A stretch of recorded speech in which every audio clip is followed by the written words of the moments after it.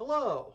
I want to talk to you about web apps. By the end of this lesson, I hope that each and every one of you will be able to diagram the request-response cycle in a web app.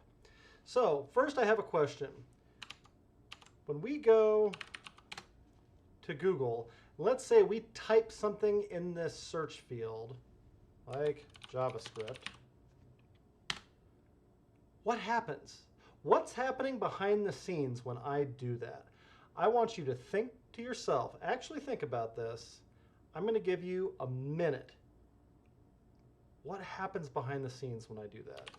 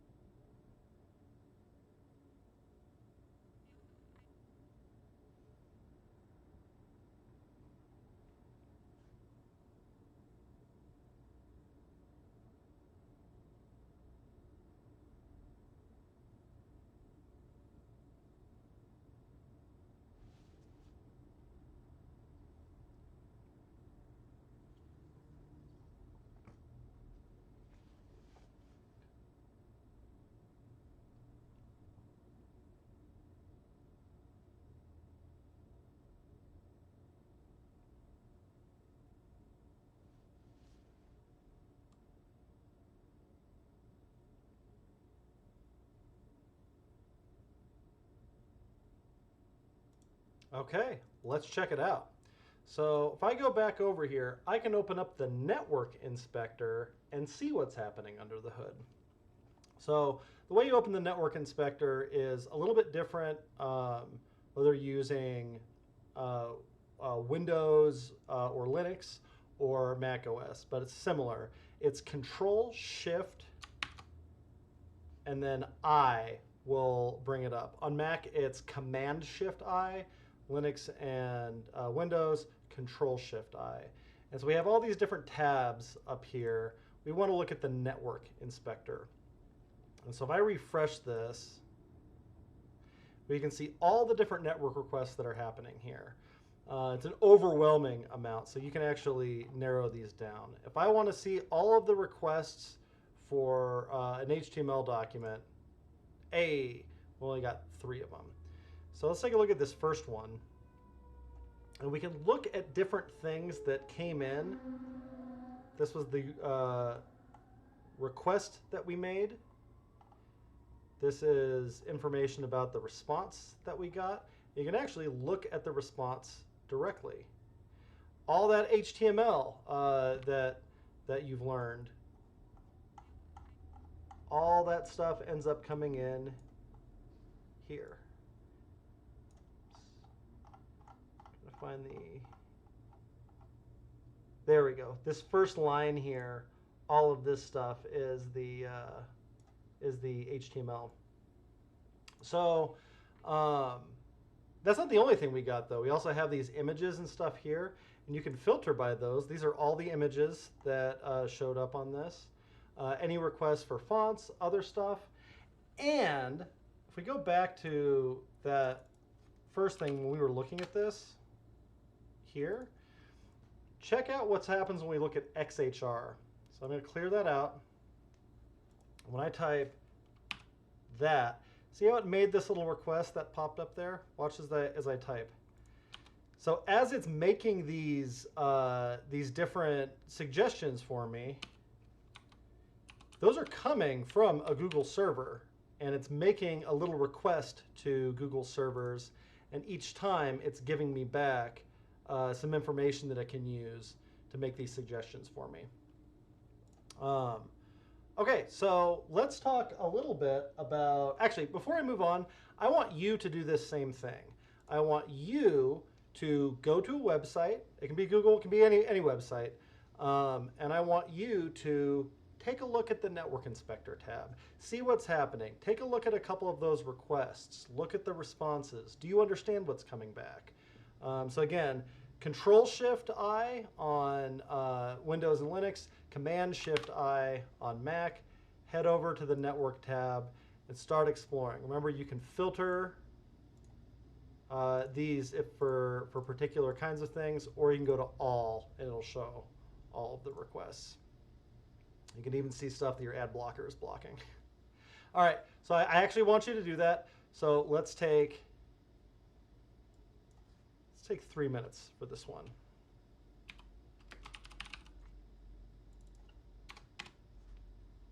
All right, go for it.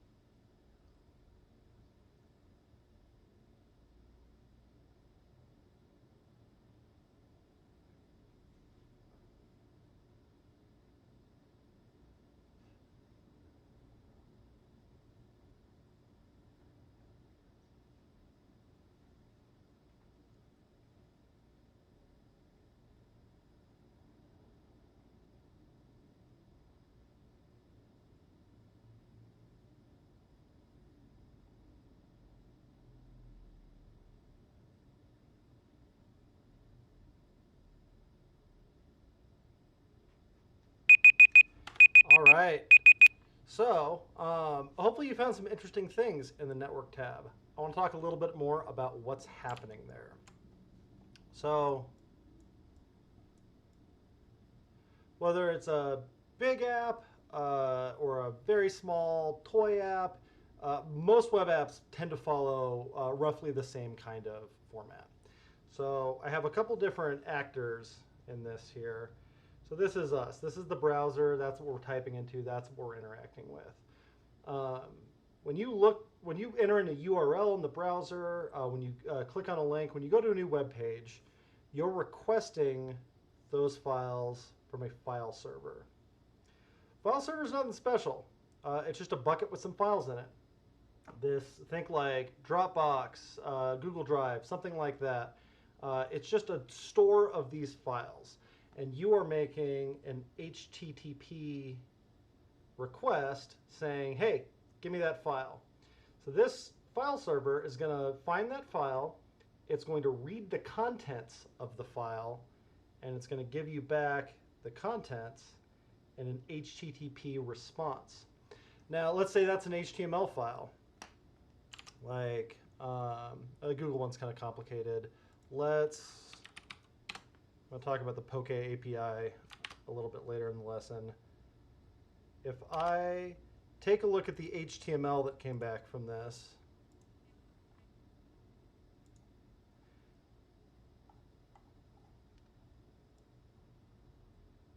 So I've got different kinds of HTML, regular HTML tags here, some other data that's in here. But overall, this is just HTML. So that's the thing that comes back when I type in that URL in the browser or click a link to it. And as it's going through that, it might come across other files. So like if I'm trying to scroll along here,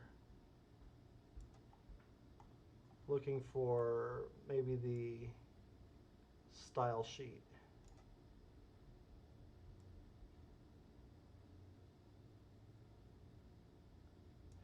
So here's an external JavaScript file that is requesting. Oops, it's on the screen for a sec. This right here, where it's a script source, defer type text JavaScript source is this. That's when it hits that, it goes back to that file server or some other file server and goes, hey, as I'm loading this HTML document, found some other files that I need. Can you give me the contents of that? So then those come back. So file server, this is going to be HTML. It's where our CSS files live. It's where our JS files live. It's also where our images, videos, any kind of file comes on this file server. The client requests it, the server serves it up. So as it's working through all of these, the contents of these files that it gets back, when it's going through JavaScript files, it's executing that code. And as it's doing that, some of that code might be telling it, hey, by the way, can you go look up some data from an API server? And so then our browser goes, oh, cool. I can request some data from an API server. And then that data comes back. And actually, it's usually looking that data up in some kind of database. So that part is totally abstracted away from us, the browser. We don't deal with any of that. But this API server probably is. And so it gets the data back from the database. API server gives it back to the client. And it can use the data that comes back from this server to do all kinds of things. This could be functionality that, that we're using as a service rather than running it directly in the browser. This could be data. So that like Poke API example, this is a list of all of the Pokemon from all the different series. It's got pictures. It has, it's like an encyclopedia of the Pokemon game. And there's all kinds of services like this. Like another popular one is the Star Wars API. So just big lists of data. If we didn't have this and you wanted to do something that was needed Pokemon data or Star Wars data or sports data or stock data, you might have to enter all this stuff in by hand. But instead, people have this on API servers that we can use, and we can write instructions in JavaScript that tell our browser, hey, can you look up some of that data? So that's the overall shape of pretty much all web apps. So I want to show you an example of what this might look like on a smaller scale. So I've got an empty folder here, nothing up this sleeve, nothing up this sleeve. If I make an index.html and an index.css and an index.js file, I'm going to open up the HTML file.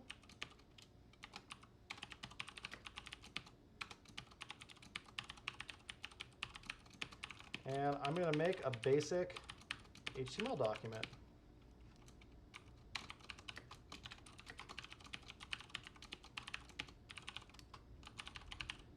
If you haven't been entering character sets in your HTML documents, you should do it. It's a required element. I can bring in that style sheet.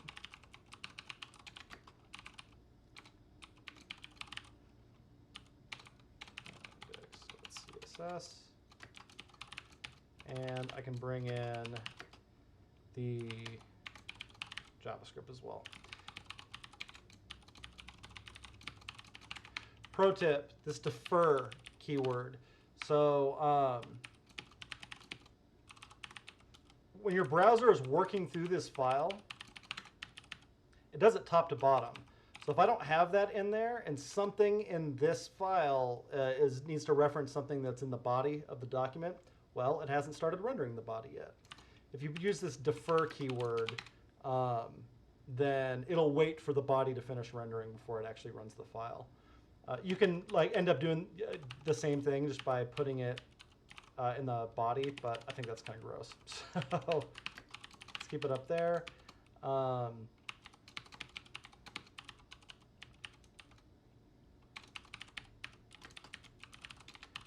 right, so I've got a HTML file here. If I do something in the CSS file,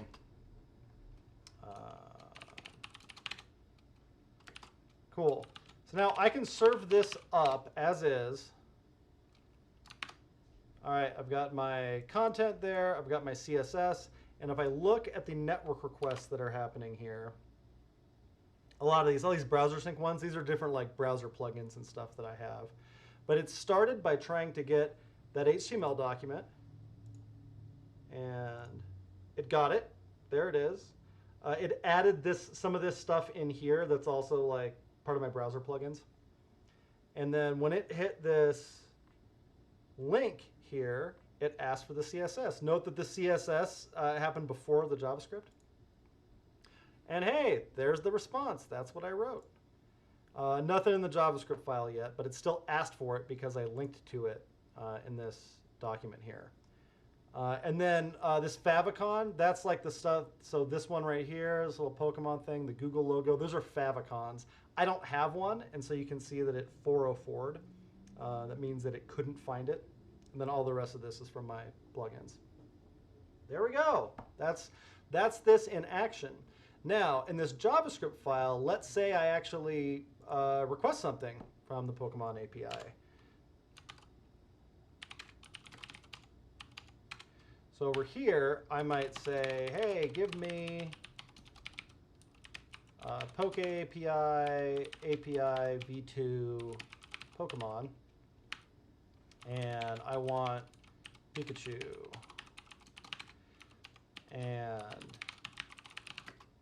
I want to parse the response that I get back, and then I want to take the Pikachu that I get, and I want to turn it into a like an HTML element, basically. So I'm going to make a container.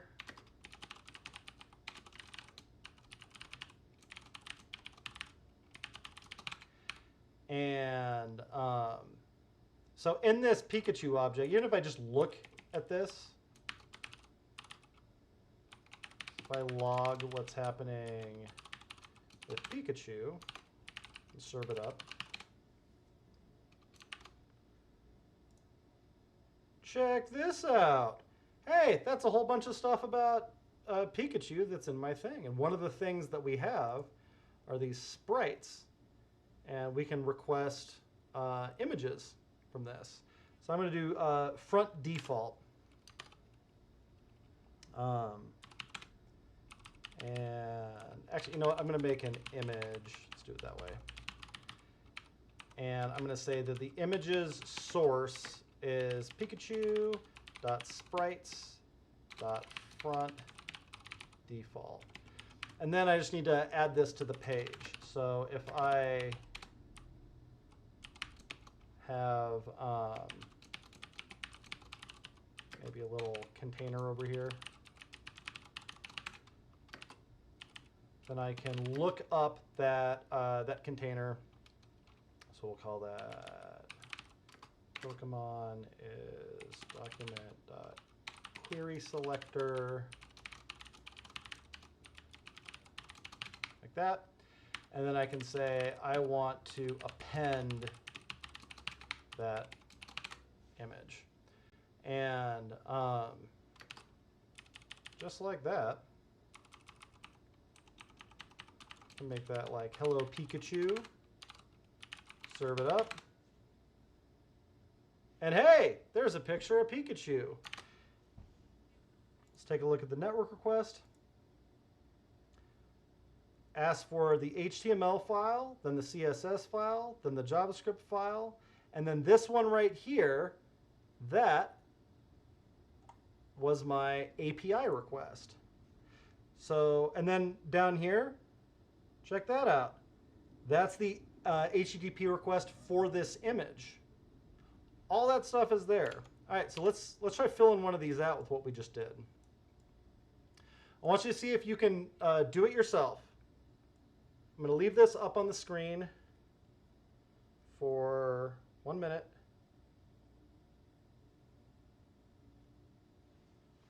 Could you fill this out yourself with what we just did on this page?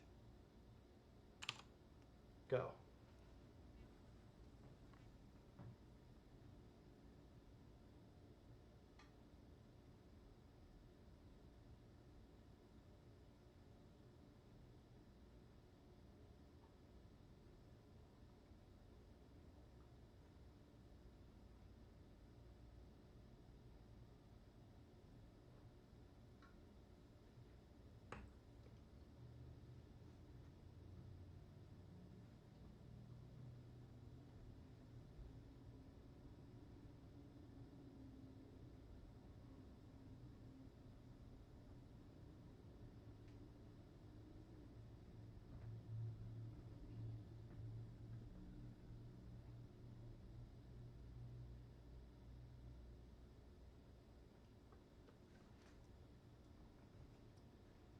All right.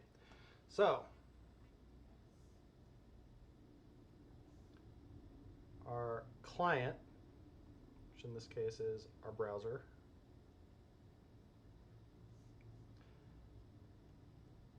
this file server, which also happens to be on my computer, doesn't have to be, but when I run this, that's me running a file server on my computer.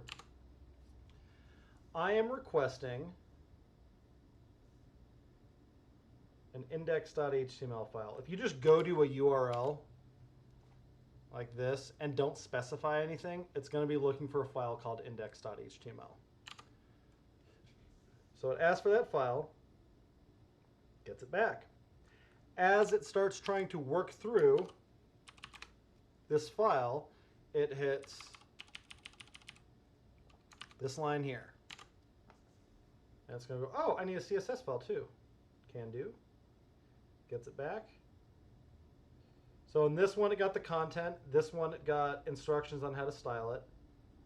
And then we asked for a JavaScript file right below that. We got it back. And then that defer keyword was like, all right, now go ahead and finish processing the rest of this HTML, probably the CSS too. Once you've done that, why don't you start executing the stuff that's in my JavaScript file? So then it goes over to this JavaScript file and follows all these instructions. So like, there's no expectation that you need to know how this code works yet. It's asking for data from an API server and then making it show up on a page. That's all that's happening there. So the Poke API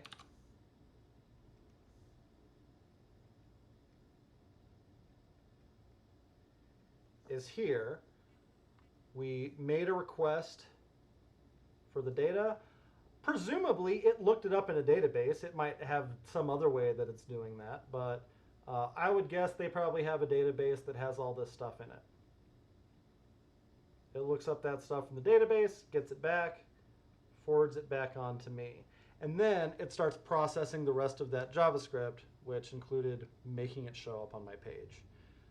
That's small web apps, that's huge web apps. It all kind of works the same. So, one last time, this is your turn. I want you to diagram, what was our objective here?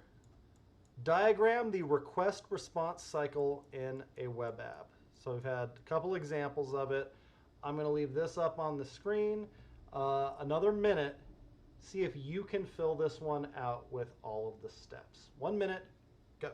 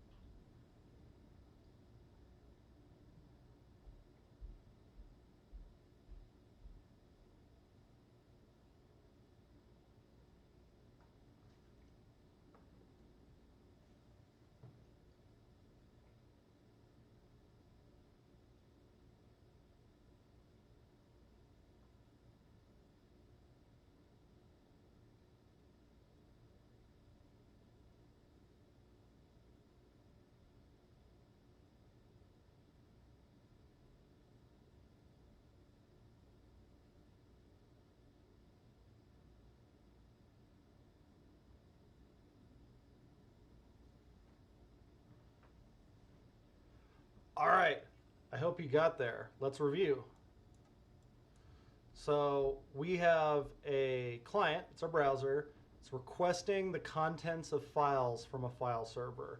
This file server could be out in New York, it could be in Oregon, it could be in Kathmandu.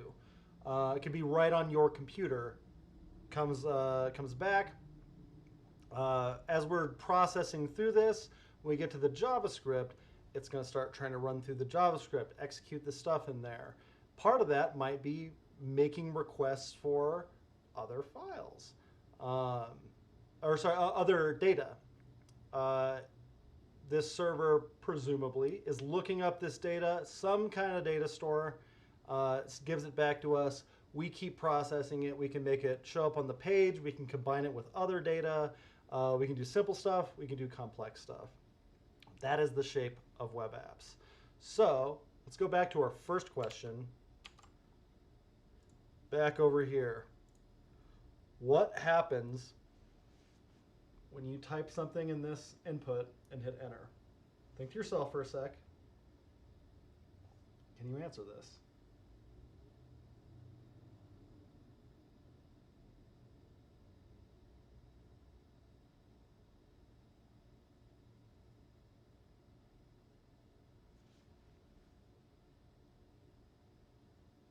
We went to the website.